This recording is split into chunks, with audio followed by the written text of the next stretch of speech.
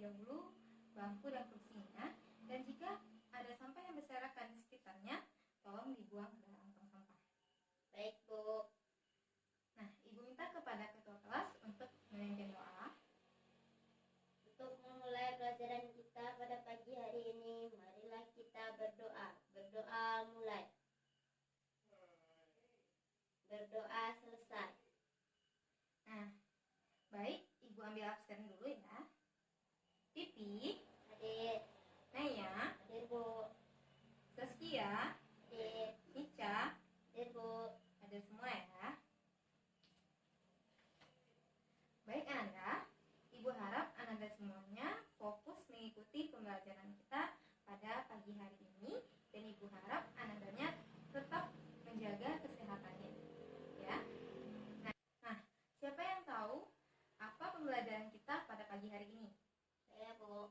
Ya, silakan. Yaitu daya hantar listrik senyawa ion dan senyawa kovalen. Ya, benar sekali ya Pipi, bahwa hari ini kita belajar mengenai daya hantar listrik senyawa ion dan senyawa kovalen.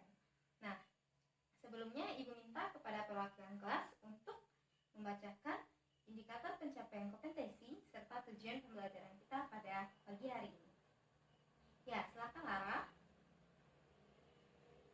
IPK dan tujuan pembelajaran pada pagi hari ini 3.8.4 yaitu menganalisis data percobaan daya hantar listrik bahwa larutan elektrolit dapat berupa senyawa ion atau senyawa kovalen polar.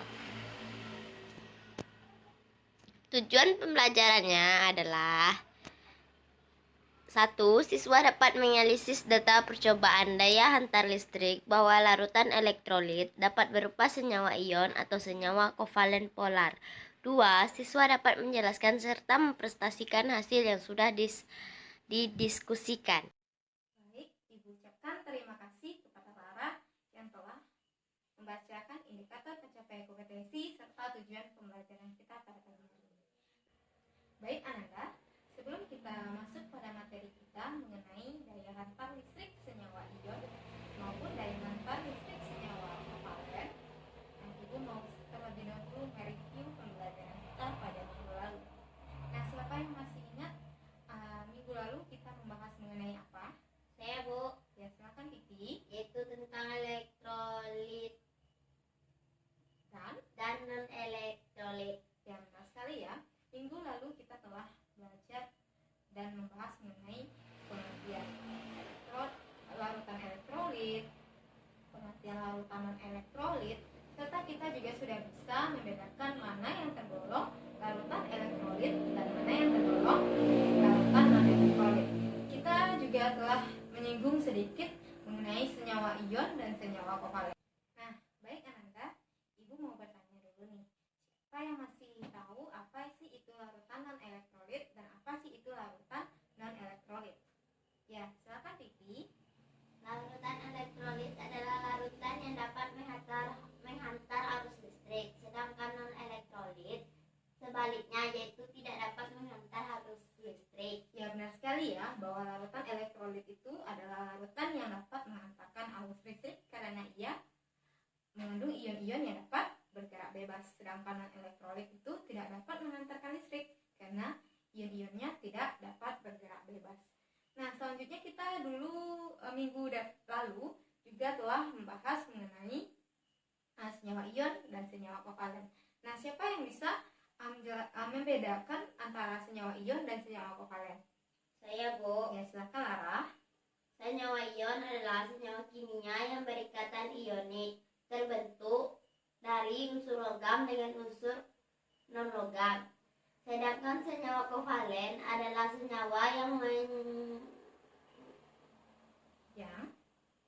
menggunakan pasangan elektron secara bersama. Ya, benar ya, bahwa senyawa ion itu merupakan senyawa yang berikatan ionik dan terbentuk dari unsur logam dengan unsur non-logam. Sedangkan si senyawa kovalen itu terbentuk dari senyawa non-logam dengan senyawa non-logam. Nah, pada materi kali ini kita akan menggunakan model PBL atau Problem Based Learning, di mana nantinya akan dihadapkan sebuah masalah dan Ananda nantinya akan dibentuk pada beberapa kelompok dan Ananda semuanya dapat menyelesaikan dan memecahkan masalah tersebut dengan cara berdiskusi. Nah, kita masuk pada materi kita pada pagi hari ini. Perhatikan slide ibu berikut ini. Nah, siapa yang tahu slide apa yang ibu tampilkan tadi? Ya, benar sekali ya, nama-nama senyawa. Nah, dari nama-nama senyawa tersebut, siapa yang bisa menggolongkan mana yang senyawa ion dan mana yang tergolong senyawa kovalen? Ya, silakan Titi. Ya, benar ya. Yang tergolong senyawa ion seperti NaCl, NaOH, CuSO4. Sedangkan yang senyawa kovalen itu seperti HCl, H2O, dan sebagainya ya. Baik Ananda, karena materi kita hari ini mengenai daya hantar listrik senyawa ion dan senyawa kovalen. Nah, sebenarnya bagaimana sih daya hantar listrik dari senyawa ion dan bagaimana sih daya hantar listrik dari senyawa kovalen tersebut? Nah, untuk menjawab pertanyaan tersebut, Ibu akan membentuk kalian dalam beberapa kelompok. Nah, silakan kelompoknya bisa Ananda pilih sendiri ya. Dalam satu kelompok terdiri dari 4 anggota. Baik, Bu. Nah, bagaimana? Sudah dapat anggota kelompok semuanya? Sudah, Bu. Sudah ya. Baik. Di sini Ibu mempunyai LKPD. Nah, nantinya LKPD ini diharapkan nanti Ananda semua mampu mengisinya dengan cara berdiskusi. Nah, Ibu akan memberikan waktu untuk menyelesaikan LKPD ini selama 30 menit. Setelah 30 menit, nantinya Ibu akan menunjuk perwakilan kelompok, masing-masing perwakilan kelompok untuk mempresentasikan hasil diskusinya ke depan. Baik, Bu. Baik, perwakilan kelompok silakan mengambil LKPD di depan. Baik, sudah 30 menit waktu yang telah Ibu berikan. Apakah Ananda semuanya sudah siap mengerjakan LKPD-nya? Siap, Bu. Nah, bagaimana? Apakah semua LKPD terisi? Alhamdulillah terisi, Bu. Terisi ya. Apakah ada kendala dalam mengisi LKPD tersebut? Tidak, Bu. Ya tidak ya, karena Ibu sudah menyuruh sebelumnya untuk mencari literatur mengenai daya hantar listrik senyawa ion ini, dan Ibu juga sudah menyuruh Ananda semuanya menonton video praktikum yang menyangkut mengenai materi kita pada pagi hari. Baik, Ibu minta kepada perwakilan kelompok 1 untuk mempresentasikan hasil diskusinya. Baik, Bu. Pada kelompok 1 dipersilahkan. Assalamualaikum warahmatullahi wabarakatuh. Waalaikumsalam warahmatullahi wabarakatuh. Saya Pipi Novia, perwakilan dari kelompok 1 akan membacakan hasil diskusi kami. 1. Lengkapi tabel di bawah ini. 1. Padatan garam merupakan senyawa ion dan tidak terionisasi. 2. C12H22O11 senyawa kovalen nonpolar dan tidak terionisasi. 3. NaCl merupakan senyawa ion dan terionisasi menjadi Na+ ditambah Cl-. 4. C3COOH merupakan senyawa kovalen polar dan membentuk ionisasi CH3COO- ditambah H+. 5. BaCl2 merupakan senyawa ion yang terionisasi menjadi Na+ tambah Cl-. Nomor 2. Lengkapi bagian yang kosong dari tabel di bawah ini. Perbandingan daya hantar listrik senyawa ion dan senyawa kovalen polar. Jenis senyawa, senyawa ion, padatannya tidak dapat menghantar arus listrik karena dalam padatan ion-ionnya tidak dapat bergerak bebas. Lelehan dapat menghantarkan listrik karena dalam lelehan ion-ionnya dapat bergerak bebas. Sedangkan dalam larutan dapat menghantarkan listrik karena dalam larutan ion-ionnya dapat bergerak bebas. Senyawa kovalen dalam padatan tidak dapat menghantarkan arus listrik karena dalam padatan ion-ionnya tidak dapat bergerak bebas. Dalam lelehan tidak dapat menghantarkan listrik karena lelehannya terdiri dari molekul-molekul netral meski dapat bergerak bebas. Dalam larutan dapat menghantarkan listrik karena dalam larutan molekul-molekulnya dapat terhidrolisis menjadi ion-ion yang dapat bergerak bebas. Nomor 3. Jelaskanlah secara rinci kekuatan daya hantar listriknya dari larutan di bawah ini. Larutan garam merupakan salah satu elektrolit kuat karena terionisasi sempurna dalam air, sehingga terionisasi menjadi NaCl, terionisasi menjadi Na+ ditambah Cl-. Cuka merupakan salah satu elektrolit lemah karena terionisasi sebagian dalam air. Cuka dengan rumus kimia CH3COOH termasuk salah satu senyawa yang berikatan kovalen polar, sehingga senyawa ini terionisasi sebagian di dalam pelarut menjadi CH3COOH, terionisasi menjadi CH3COO- tambah H+.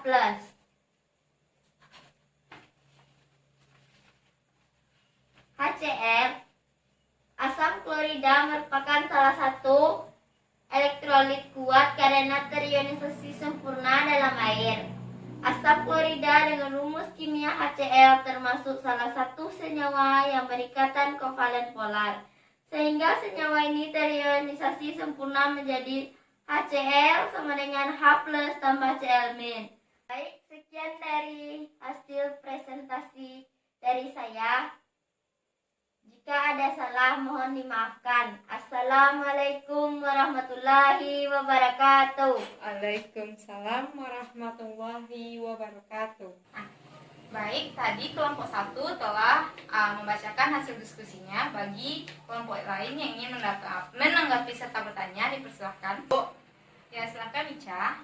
Saya Mica Novita dari kelompok 2 akan bertanya kepada kelompok 1, kenapa senyawa kovalen dalam bentuk lelehan tidak dapat mengantarkan arus listrik?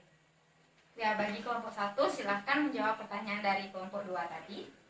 Karena lelehannya terdiri dari molekul-molekul netral meski dapat bergerak bebas, jadi tidak dapat menghantarkan listrik. Ya, jadi itu ya jawaban dari kelompok 2. Dari kelompok 1 tadi. Nah, adakah yang ingin ditanyakan lagi? Tidak, Bu. Ada. Setelah Ibu perhatikan, masih ada beberapa dari kalian yang masih ragu mengenai materi kita pada pagi hari ini.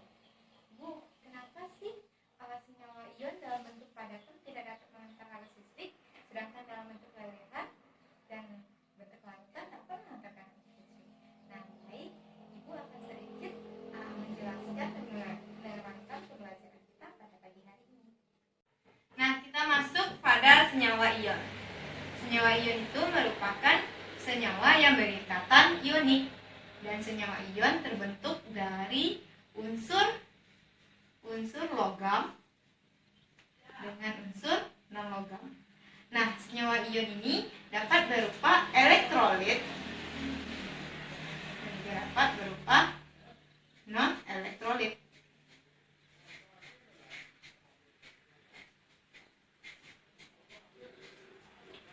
Nah, senyawa ion yang bagaimana sih yang termasuk elektrolit? Yaitu senyawa ion yang berbentuk lelehan dan juga yang berbentuk larutan.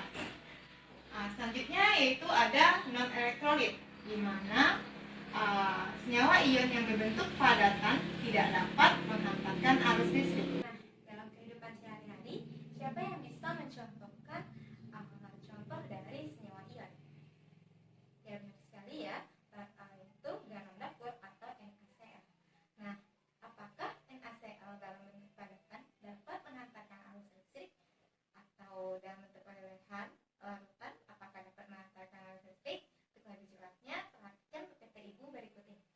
Anda telah mencontohkan senyawa ion itu yaitu garam dapur atau NaCl. Nah, sekarang Ibu mau bertanya, apakah NaCl dalam bentuk padatan dapat menghantarkan arus listrik?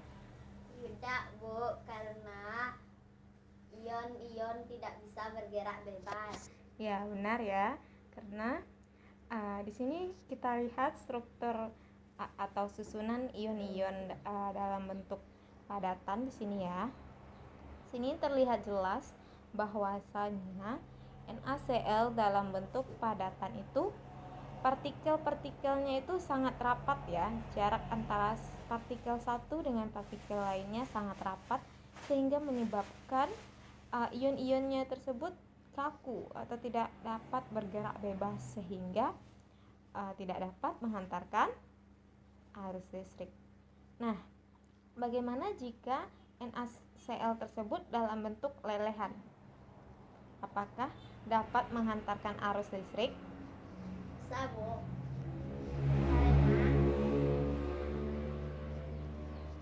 Karena mengandung ion-ion yang bergerak bebas. Ya, benar sekali ya.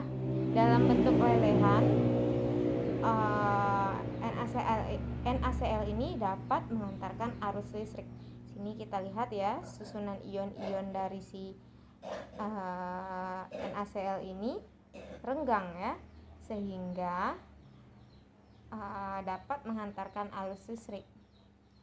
Nah, selanjutnya NaCl dalam bentuk larutan, apakah dapat menghantarkan arus listrik?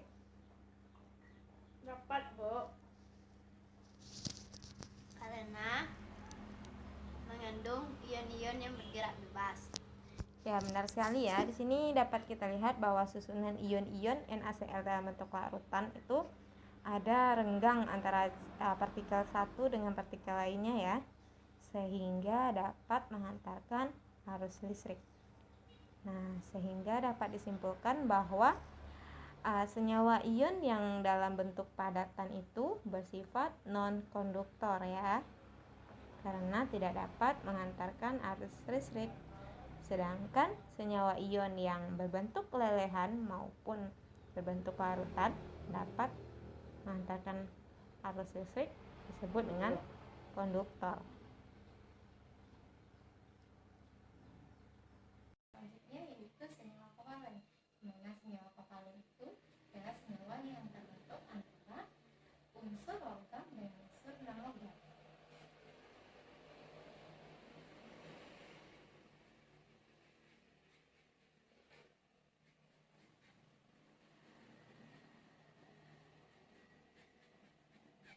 Nah, senyawa kovalen ini dibagi menjadi dua, yaitu senyawa kovalen polar dan senyawa kovalen non-polar. Di mana senyawa kovalen polar ini dapat berupa elektrolit dan juga dapat berupa non-elektrolit.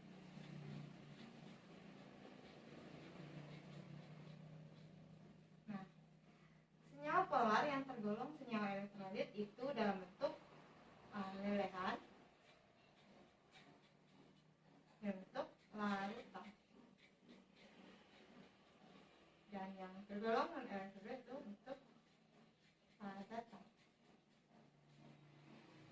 Nah, kalau non-polar ini pastinya merupakan larutan non-elektrolit.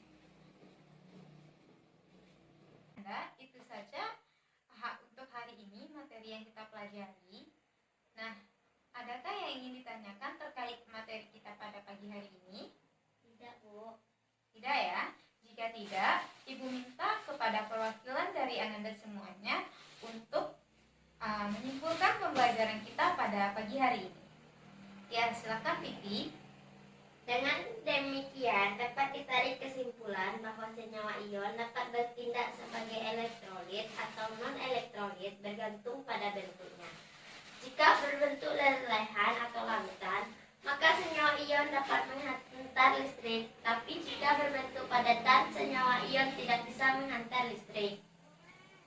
Dalam bentuk padatan atau lelehan, senyawa senyawa kovalen tidak dapat menghantarkan listrik karena molekulnya tidak mengandung ion-ion.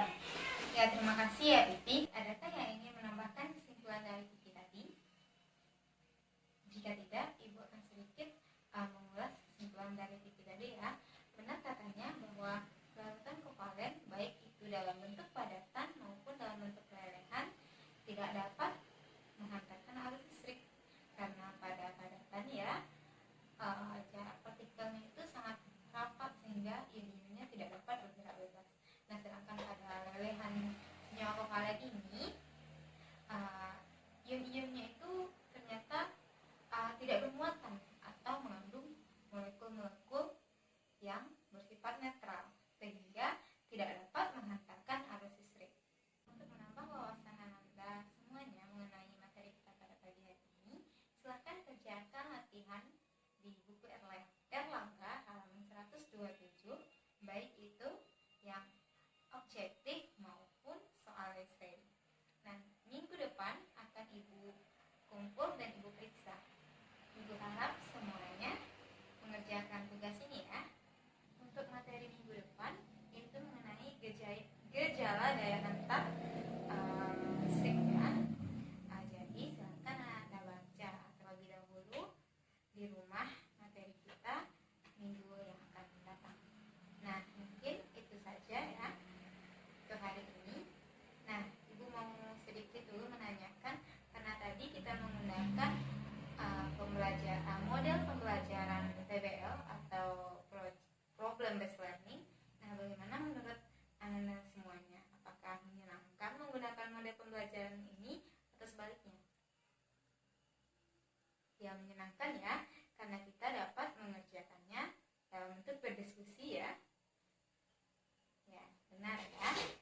Jadi, Anda semuanya tertarik ya dan suka ya dengan model dengan pembelajaran model problem based learning ini. Ya, baik. Hanya itu yang dapat Ibu sampaikan pada hari ini. Ibu ucapkan Assalamualaikum warahmatullahi wabarakatuh.